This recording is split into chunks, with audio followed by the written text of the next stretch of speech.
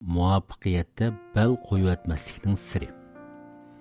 Endi muvaffaqiyat deganda men nurg'un o'ylandim mush masalada. O'ylanib qarsam, ko'p odamlarning mush muvaffaqiyat jarayonida o'tirdi bel qo'yib o'tishining bir siri bor ekan.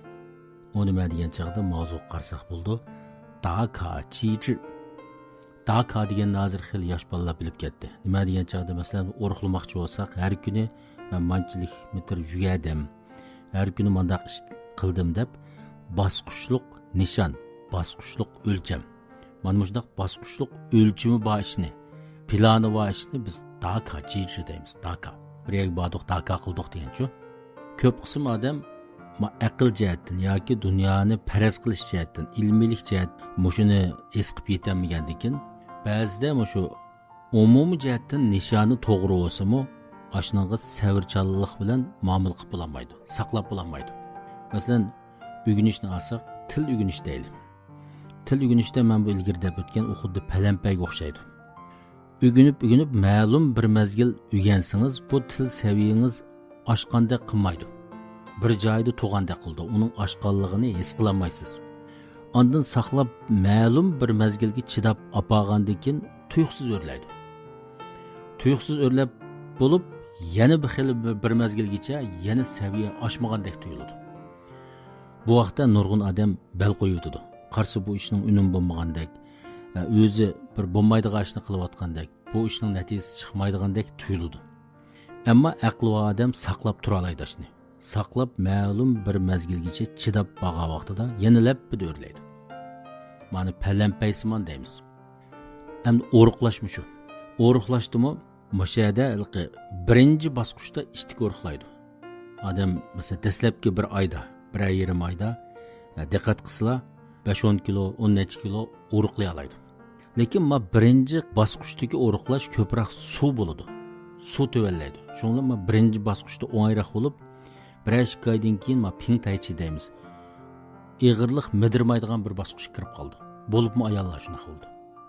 Midirmagandan nurg'un odamlar müşahede bel qo'yibdi. O'zimi tirishqan, harakat qilgan, tamoqni az yegan, ammo bir mezgil, hatto 1-2 oygacha bu ig'irlik midirmaydi. Midirmagandan keyin shu yerda nurg'un odam bel qo'yibdi. Menimda bu ishim unumsiz bo'libdi, men o'ruqlayolmagadekman deb aslida bu tamoqninki qiziqtirishi bor bo'lgandan keyin bel qo'yibdi.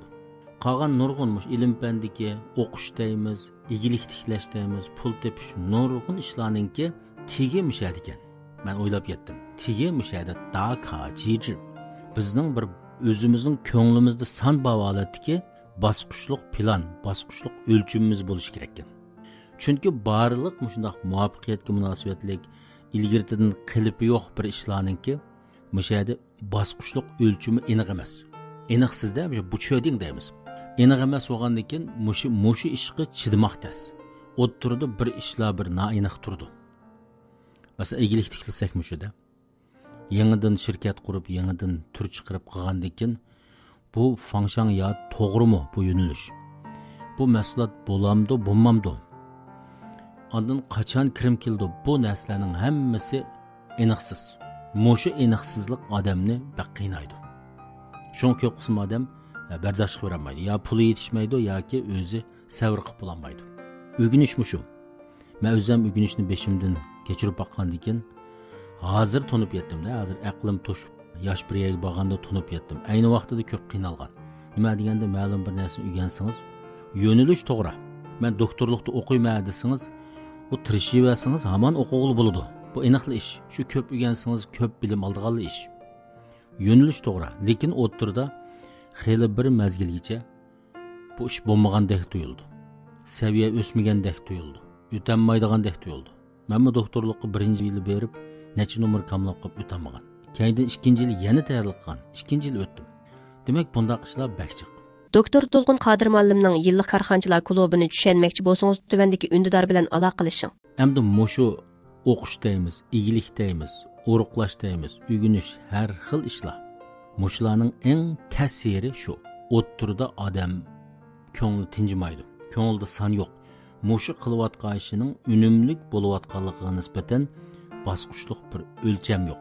Bosqichliq bir plan yo'q. Shu sababdan nurg'un odam qanday qildi desa dagun qiladi, maoshga ishlaydi.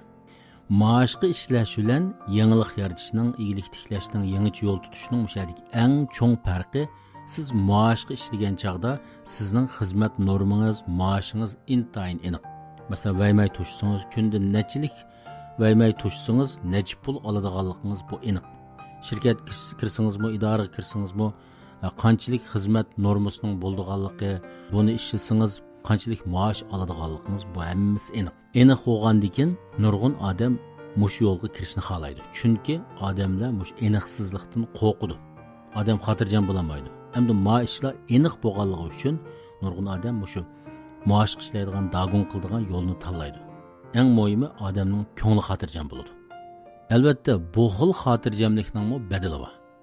Siz dastlabda xotirjam bo'lsiz, ammo yoshning cho'ngayishi bilan kirimingizning nisbatan tuvan bo'lishini qabul qilishingiz kerak.